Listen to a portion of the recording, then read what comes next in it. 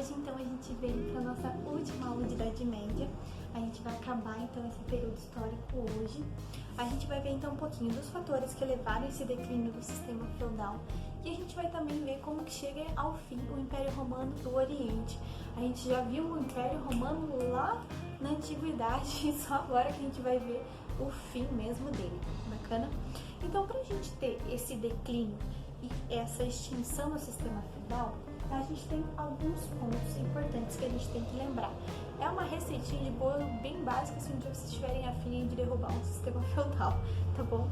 O que acontece? Primeiro, a Europa passou por mudanças climáticas. Então ela teve lá 2 séculos que o clima não foi muito bom. Então ou eles tinham períodos de muita chuva, ou eles tinham períodos muito quentes, ou eles tinham períodos de invernos muito rigorosos. E lembra que a gente falou que eles têm uma economia de subsistência? Ou seja, eles não produzem, eles não conseguem estocar comida. Então, uma colheita ruim já cria uma bola de neve sem fim. Isso fez, então, com que gerasse um grande quadro de fome. Por quê? Porque eles não tinham colheita, eles não conseguiam colher com essas mudanças climáticas horríveis, certo? Aí, a gente ainda tem mais um fatorzinho aqui bonitinho, a peste negra. A peste negra é um tema que vocês têm que se atentar muito esse ano para o vestibular. Por quê? A gente está tendo a questão do coronavírus, né? Essa pandemia. E a peste negra, ela foi, né, uma epidemia também. Então a gente tem que se atentar a esses fatores históricos que têm relação com o nosso presente, até porque o Enem adora isso. Aí então, quando a gente pensa em peste negra, o que acontece? A peste negra, ela esteve sempre aí na história. Ela acabou tendo seus surtos ali durante o Império Romano, mas nada muito grave. Aí ela acabou indo para a Europa, para a Ásia. Quando ela chega na Ásia, ela fica lá em estado endêmico por um tempo, até que povos da Ásia começam a tentar invadir ali a Península Itálica. Por quê? Porque começou a ser uma região muito rica por conta do comércio. E aí, o que esses povos pensaram? Bom, a gente não consegue vencer os muros dos burgos. Aí o que eles fizeram? Eles pegaram as pessoas dos seus exércitos que estavam infectados com peste negra e começaram a jogar para dentro dos muros. Como as pessoas não podiam sair de dentro das cidades porque elas estavam cercadas por esses exércitos asiáticos, começou a ocorrer infecções, né? Muitas pessoas começaram a ficar infectadas com esses corpos mortos que eram jogados para dentro das muralhas deles. Então aí começou, né, a peste negra retornar para a Europa. O que acontece? A Itália era o maior centro comercial do período. Dali saía barco, saía caravana, vinha gente o tempo todo. Então foi assim, ó, para aquilo se espalhar para tudo quanto é canto da Europa e matar de 1 a 2/3 da população do período. Então ela dizimou geral, certo? Aí o que acontece? Como eles já estavam com a produção ruim, certo? Aí chega a peste negra, começa a matar todas as mãos de obra. O que acontece? Além de eles ter produção ruim, eles não têm mão de obra para realizar as plantações. Isso só vai agravar o quadro da fome. Então tudo isso vai gerar o que? Mortes, falta de mão de obra, caos econômico e social. Feudos entram em crise, obviamente, não tem o que comer, não tem quem trabalhar. O sistema feudal começa a decair. Saques e violência, então uma vez que o teu feudo não tem nada, tua família tá sem nada, você vai saquear, você vai procurar em outros lugares. Então aumenta muito a violência nesse período. E como desgraça pouca é besteira, né? A gente ainda tem a Guerra dos 100 Anos. Ela não durou exatamente 100 anos, mas esse é o nome que se dá pra ela. Então ela foi uma luta entre a Inglaterra e a França. Você fala, professor, você disse que não tinha rei nessa época ainda? Não, não tinha. Mas o reino aqui é só para ilustrar, para vocês lembrarem, mas existia o feudo lá da França e existia o feudo da Inglaterra. E esses 2 feudos então começaram a entrar em briga. Por quê? Porque nesse momento, como eles viram que os senhores feudais estavam decaindo, os reis viram que era um momento para eles ressurgirem, retomarem o poder, certo? E como eles queriam ter grandes feudos, então os 2 feudos maiores entraram em guerra, né? Por controle de terras e centralização política. Bacana? Não foram 100 anos de guerra direto, foram momentos de paz e guerra, mas foi mais ou menos 100 anos para se desenrolar até que a nossa França saiu vitoriosa. Mas, gente, vamos lá. Nesse contexto, ocorreram muitas mortes.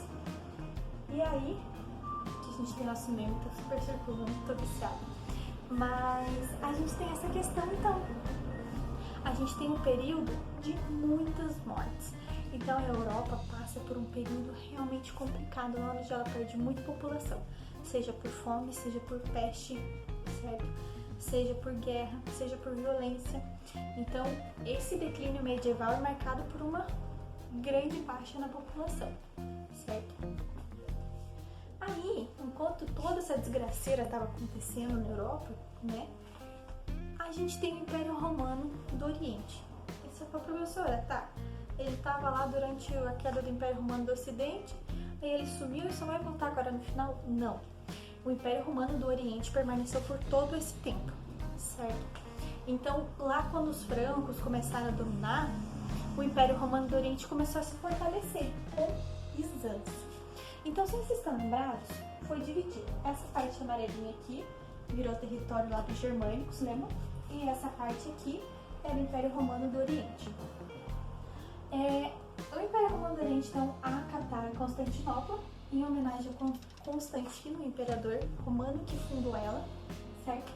Ela deveria se chamar Nova Roma, mas acabou por hábito das pessoas chamarem de Constantinopla. Ela foi inaugurada no ano de 330. Ela é bem aqui no Estreito de Bósforo aqui, esse pedacinho, ali tem um mar no meio. Então é um ótimo local, né, de rotas comerciais. E ela tem uma grande riqueza cultural, então ela foi uma cidade muito rica. Aqui, uma foto em primeira mão da nossa imprensa para vocês. Esse é um mapa, então, de Constantinopla do período. Como vocês podem ver, ela realmente é um pedacinho de quase que uma península ali, né? Cercada de mar, então por isso ela é uma cidade comercial. Bacana? Bom, o Império Bizantino, então, né? Ou como se preferia chamar o Império Romano do Ocidente, mas ele acabou deixando de ter essa dominação ao longo do tempo e ficou mais conhecido como Império Bizantino, certo? O que acontece? Após a morte de Teodósio, né, que foi aquele imperador romano que dividiu dois reinos, o Império Romano do Oriente seguiu o seu caminho e o do Ocidente o dele. O do Ocidente caiu, o do Oriente permaneceu. E o Império Bizantino, então, se tornou uma autocracia absoluta. Ou seja, a figura do imperador ela é uma figura absoluta e ela tinha uma grande influência com a igreja. Então a igreja e o Estado estavam ali juntinhas, certo? O imperador se chamava Basileu. Lembra? Quero ver se você lembra. Lembra lá na Grécia, em Atenas, que o monarca se chamava Basileu? Pois é. Eles herdaram muito da cultura grega e por isso o imperador deles se chamava Basileu, assim como o monarca ateniense. Legal isso, né?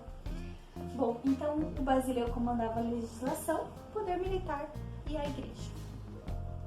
Ele era considerado um vice-rei de Deus na Terra, né?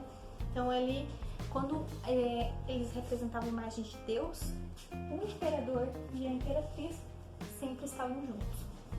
E você vai pensar, tá, e a Igreja Católica gostava disso? O Papa começou a ficar meio cabreiro. Imagina o imperador se declarar, tipo, o vice-rei de Deus na Terra, sendo que o Papa, que é o representante de Deus na Terra, começou a rolar um conflito aí. Bom, em 520, então, com o imperador Justiniano e a imperatriz Teodora, então o Justiniano foi o imperador mais importante do Império Bizantino. Ele realizou expansão, então ele expandiu, ele criou códigos de leis inspiradas nos códigos romanos, ele fez muita coisa, certo? Ele fortificou as fronteiras, reestruturou o exército, então ele deixou o Império Bizantino realmente muito forte, ele foi uma figura bem importante. Aí eles também desenvolveram nesse período a arte bizantina, que a gente tem influência até hoje, o mosaico, né? É uma dessas características. A igreja de Santa Sofia, hoje em dia, apesar dela não ser católica, né? Mas ela foi uma obra arquitetônica do período. Aí a arte bizantina a gente tem que entender tem o quê? É o cristianismo, mais o orientalismo, mais o helenismo, que é aquela influência dos gregos que eu comentei com vocês. Mas o ponto mais importante quando a gente lembra de Império Bizantino, quando a caçarola ferveu, foi aqui, ó, quando surgiu a Igreja Ortodoxa. Foi o cisma do Oriente. Lembra que na aula anterior eu falei lá das cruzadas e que a Igreja Católica estava buscando recuperar a unidade dela porque o Império Bizantino, ou seja, o Império Romano do Oriente, tinha rompido relações com ela? Foi isso que aconteceu. Em 1054, então, o imperador Justiniano rompe com a Igreja Católica. Por quê?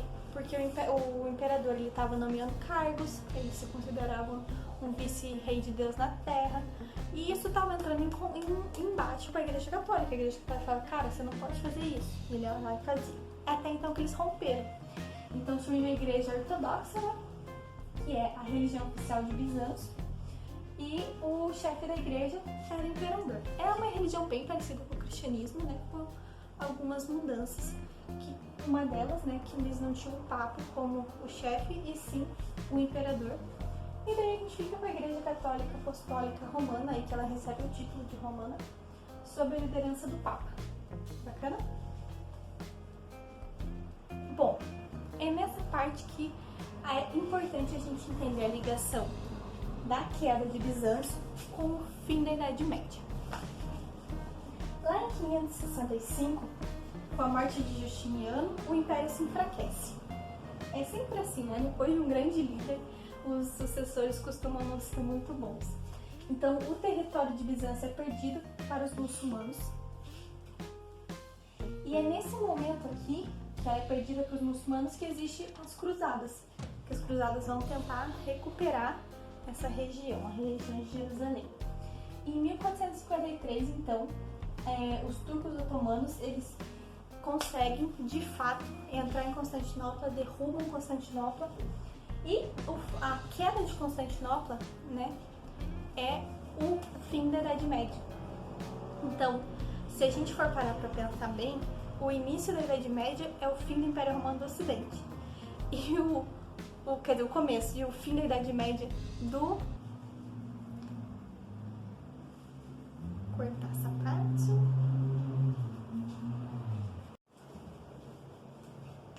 Então, se a gente for parar para pensar bem, o começo da Idade Média é o fim do Império Romano do Ocidente. E o fim da Idade Média é o fim do Império Romano do Oriente, certo? Então, a Idade Média meio que começa e termina com o Império Romano. Então, quando eles perguntarem qual é o fato que foi decisivo e marcou o final da Idade Média, foi a queda de Constantinopla pelos turcos otomanos, certo? Bom, aí então a gente tem o final da nossa Idade Média, né? A passagem da Idade Média para a Idade Moderna, o sistema feudal começa a ruir, junto com ele os senhores feudais, a descentralização política e a agricultura de subsistência. Então, o que acontece? A gente passa a ter uma cidade, um contexto muito mais comercial do que agrário. A gente começa a ter o ressurgimento dessas cidades. A gente também começa a ter muitas revoltas camponesas dentro dos feudos. Por quê? Os feudos estavam insatisfeitos com a fome, estavam insatisfeitos com a peste, estavam insatisfeitos com as cidades que davam condições melhores, e os servos começaram a se revoltar contra os senhores feudais. Os senhores feudais não conseguiam dar conta dessas revoltas camponesas, e para isso eles tiveram que se reunir, esses senhores feudais se reunir novamente sobre a figura do rei, reunir todos os seus exércitos novamente para combater essas revoltas camponesas, combater essa crise, e foi aí que o rei começa a centralizar seu poder de novo. Bacana? E quando a gente tem essa centralização, essa recentralização do poder numa figura, a gente tem a criação de estados nacionais e, por consequência, a Idade Moderna. Mas isso vai ficar para a próxima aula para a gente ver e entender esse novo contexto, esse novo período histórico que se inicia. Bom, pessoal, agora a gente então vai para a nossa questão, né? De novo, reforçando, deem uma olhada melhor sobre a peste negra, né? Se vocês se interessarem pelo conteúdo, eu posso até fazer uma aula extra sobre isso, mas é uma aposta minha para os vestibulares desse ano. Bom, a nossa questão então é do Enem, né? A peste negra dizimou boa parte da população europeia, com efeito sobre o crescimento das cidades. O conhecimento médico da época não foi suficiente para conter a epidemia. Na cidade de Siena, Agnolo de Tura escreveu: As pessoas morriam às centenas, de dia e de noite, e todas eram jogadas em fossas cobertas com terra. E assim que essas fossas ficavam cheias, cavava-se mais. E eu enterrei meus 5 filhos com minhas próprias mãos. E morreram tantos que todos achavam que era o fim do mundo. O testemunho de Agnollo de Tura, um sobrevivente da peste negra que assolou a Europa durante parte do século XIV, sugere que... Então, um tempinho aí para vocês acharem a alternativa correta, pausem o vídeo. Bom, para quem colocou então a letra A, nosso ratinho da peste negra, o flagelo da peste negra foi associado ao fim do mundo, então a peste negra era considerada como apocalipse, certo? Uma coisa importante que todo mundo fala, é peste negra e os ratos, qual que é a ligação que eu não comentei com vocês durante a aula? A peste negra, ela é transmitida pela picada pelo sangue. Então, o rato contraía a peste negra, a pulga ia lá picava o rato, a pulga daí ia lá e picava o ser humano. Então, na hora que ela picava o ser humano, ela transmitia, era um dos principais focos de transmissão então da peste negra. E o porquê do nome peste negra? Peste negra é porque ela dava bulbos de sangue e o sangue ficava escuro. Então, isso era chamada de peste negra. Bacana? Bom, pessoal, chegamos ao fim então da nossa aula de Idade Média. Espero que vocês tenham gostado desse período, tanto quanto de outros períodos históricos. E fiquem atentos, porque essa questão das epidemias e das pandemias é algo realmente bem importante nesse contexto que a gente está agora. Bacana? Até a próxima aula.